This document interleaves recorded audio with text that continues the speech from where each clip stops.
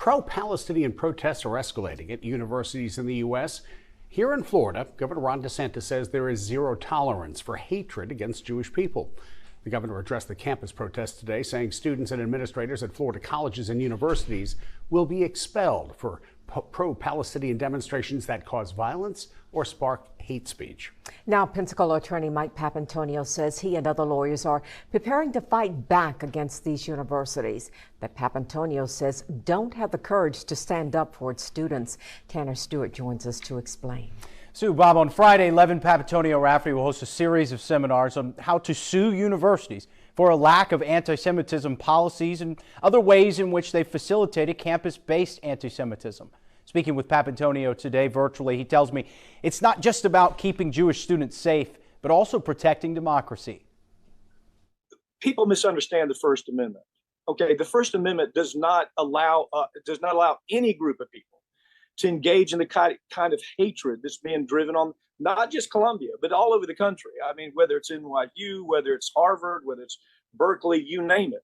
This has taken place all over the country. Attorney Mike Papantonio says school administrations like Harvard, Yale, Columbia University, and more are cultivating a dangerous environment for Jewish students by allowing pro-Palestinian demonstrations, many of which have gotten out of hand. Many students, though, feel they're within their rights. We're standing here today because we're inspired by the students at Columbia, who we consider to be the heart of the student movement. Papantonio says the protests are a coordinated charge against Western democracy. I want you to understand, this is not random. This isn't a student who says, you know, I think I'll go out and protest this today. This is organized and it's driven by big money, by big money that would just as soon Israel disappear from the face of the earth. And it's been going on for a long time, and now we're seeing the very face of it with these demonstrations.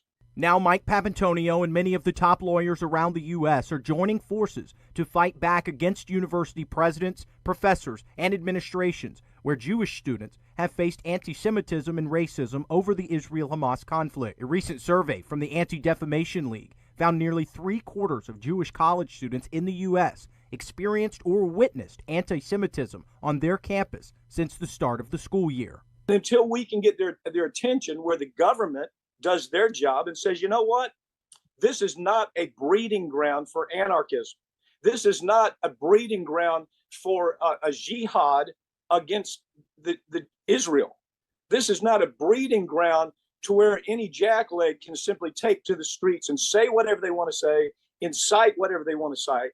This is not 1960s anymore. But nevertheless, these professors and these administrators they're so incapable of leadership that the only thing we can do is sue them. And we're going to be suing at a record rate.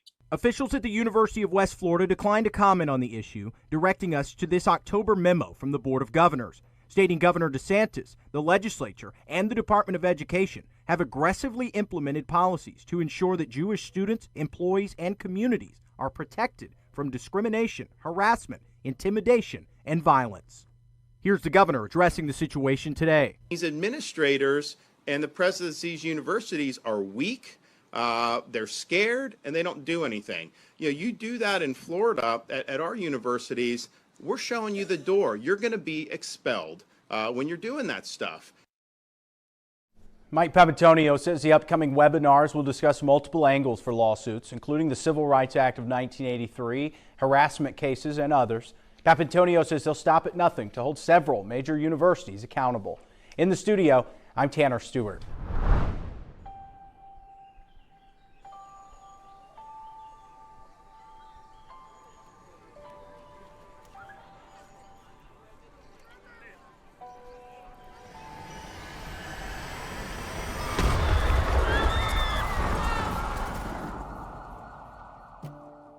That it had helped dirty money flow through its branches around the world, including at least 800... Plaintiffs allege that the defendants provided money and medical goods to terrorist groups Hezbollah and Jaish al-Mahdi. This is a well-organized business for these individuals that carry out these attacks.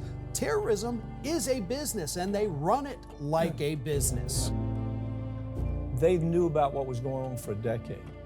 They absolutely, no question about it, knew that HSBC was washing money. They had every reason to understand it was for terrorism and it was for drug cartels. Took no action whatsoever.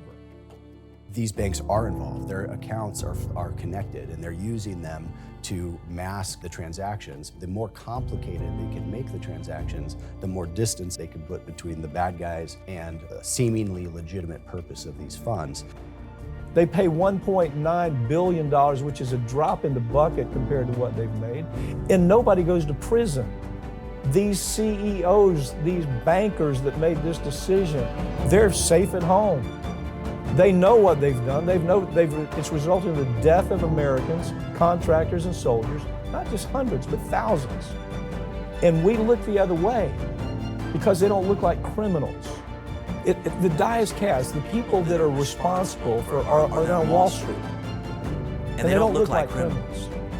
It's almost a suspension of disbelief.